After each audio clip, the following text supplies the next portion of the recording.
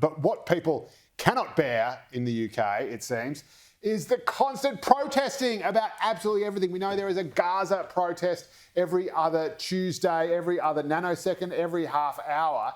And we know that in Victoria, the CBD is overrun every single weekend by these repeat protesters. And there are talks about whether or not these protests can be banned or restricted or stopped or just in some way said, no, you can't take over the CBD every single weekend. And guess what? In the UK, that is exactly what they have done. They're introducing new laws that are going to say that if you are a site which has been the subject of repeat protesters time and time again, authorities will be able to say, actually, no, you've hit your protest quota, you can't do it anymore. Here is the Home Secretary Shabana Mahmood explaining this decision. Those types of protests with cumulative disruption for communities can attract the same conditions and restrictions that apply to other types of protests. This is not about a ban, this is about restrictions and conditions that will enable the police to maybe put further time restrictions, move those protests to other places. So there you go, sensible policies for a happier Britain or an unforgivable crackdown on free speech and freedom of expression, which the left suddenly seems to have discovered as something important these days. It is interesting, isn't it? I think there is justification for it. I must say, there are elements of it I find really troubling, which is that the penalty for breaking the rule, if they designate you can't protest, is 6 months in jail and an unlimited fine. Yes. Like the possibility that a court could say, you owe us $2 billion. You know, I know it sounds ridiculous, but there are reasons we have guidelines for this stuff. An unlimited fine. So of all the crimes in the United Kingdom that you ought to be fined an unlimited amount of money, they're going to say going to a protest when you were told not to is it.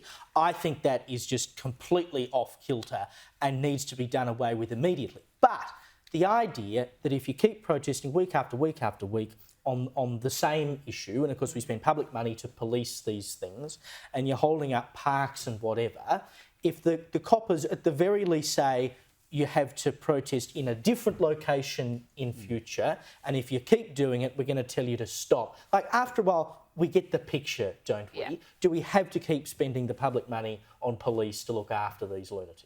Yeah, I was very much in agreement with everything that you said, that it's not a ban on protest, but just about restrictions and conditions. But I was the same as you. When I saw that the fine was unlimited, I thought, first of all, I was reading a typo and actually went and looked at a different article. And no, it is definitely an unlimited fine.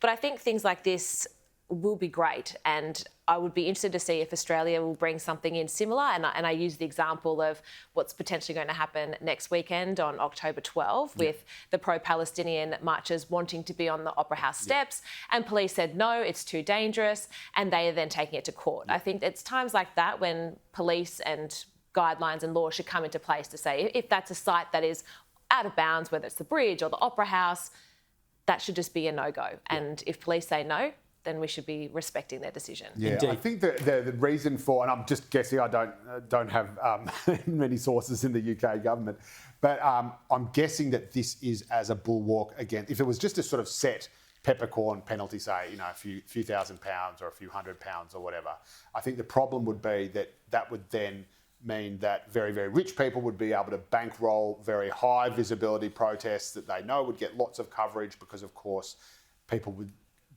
cover it because it is illegal, because they were breaking the law. Yeah. And so you could have someone like an Elon Musk or a political active billionaire on the left being able to say, well, that's great, I'll just wear the fine, and because it means nothing to me, and still get all the publicity because I care so much about Palestine. But do you take it seriously though when it's down as an unlimited fine?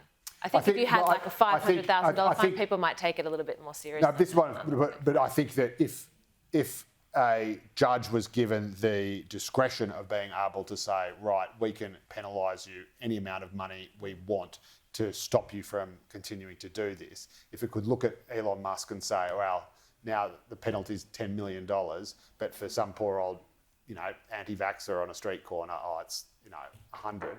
I think that's what it's trying to do. But it does sound very Austin Powers, doesn't it? The penalty for protesting is unlimited.